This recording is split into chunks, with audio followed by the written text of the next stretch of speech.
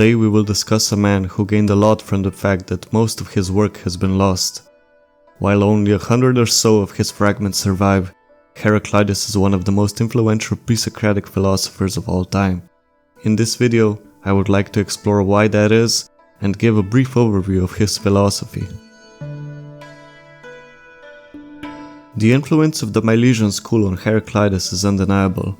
Like Thales, Anaximander, and Anaximenes, he looked for the underlying principle of the universe, and to use his own words, "This world order, the same of all, no god nor man did create, but it ever was, and is, and will be, ever-living fire, kindling in measures, and being quenched in measures." So why fire? While Heraclitus gives us some explanation about how everything is fire, I think the more profound aspect is the metaphorical aspect of this claim. Fire is never still and is always changing. He famously said that you cannot step twice into the same rivers, which is an amazing way to show how everything is in constant flux. But why did Heraclitus say that fire is the arche, and not say water, or maybe wind? We could make the case that his philosophy is no different from the Milesians, but while the wind may blow and the water may flow, and they can represent change just as much as fire, this element is associated with strife in the philosophy of Heraclitus. Besides fire, one of the most striking themes in the work of Heraclitus is war.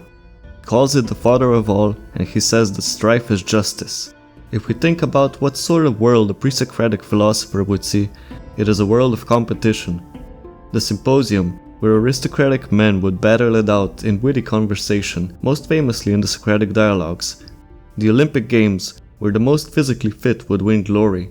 In the many fights for power, from within the polis, or a fight for power among the polis. Heraclitus summarizes this ancient Greek competitive culture beautifully by saying, "The people must fight for its law as for its walls." War and strife were a source of destruction and creation. For example, the democratic institution of Athens that we in the West hold as our political ancestor was won with war, and the same can be said for our own democracies. That said, I wouldn't go as far as to hail any war to be just, and Heraclitus would shame me for my democratic tendencies, as he shames the Ephesians. Another aspect of Heraclitus' philosophy is his perspectivism. Most famously, he said that the way up and the way down are one and the same, meaning it is all based on our perspective, on how we view the world.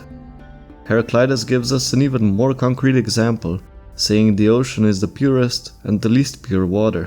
Fish need it to survive, while men die if they drink it. And in a similar sense, he seems to have viewed the arche, the fire, in this way as well. Some of his fragments imply a cosmic order he calls the logos, or the word. It is unattainable and not understandable. And if we combine this view with his perspectivism and his everlasting fire, we can sort of see what he means by this. From the perspective of man, the fire is wild, warlike, unpredictable, but from a god's eye view, the fire has a law, a logos by which it operates.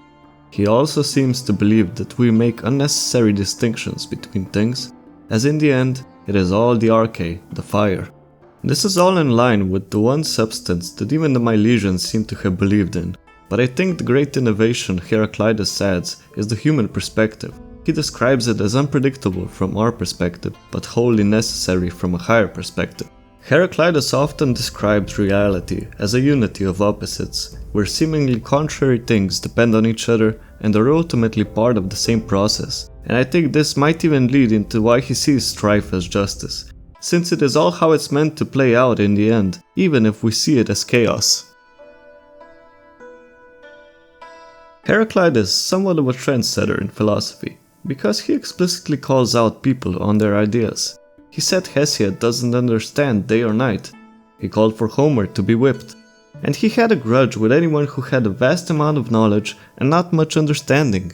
Likewise, many later thinkers had critiques of Heraclitus. He was considered arrogant, depressed, a misanthrope, and was later known by many names, such as the Weeping Philosopher, the Dark, and the Obscure. I would agree with Socrates in saying, "The part I understand is excellent, and so too is, I dare say, the part I do not understand," which is kind of a Heraclitean thing to say. When I said in the beginning that Heraclitus is blessed by the fact that most of his work is lost, it is that it makes the remaining text so much more of an explosion. To try to bridge the gap between whipping Homer and not stepping into the same river twice is a great mental exercise, and I recommend you read all of his fragments for yourself. I will leave the link to them in the description. I hope you all enjoyed this video.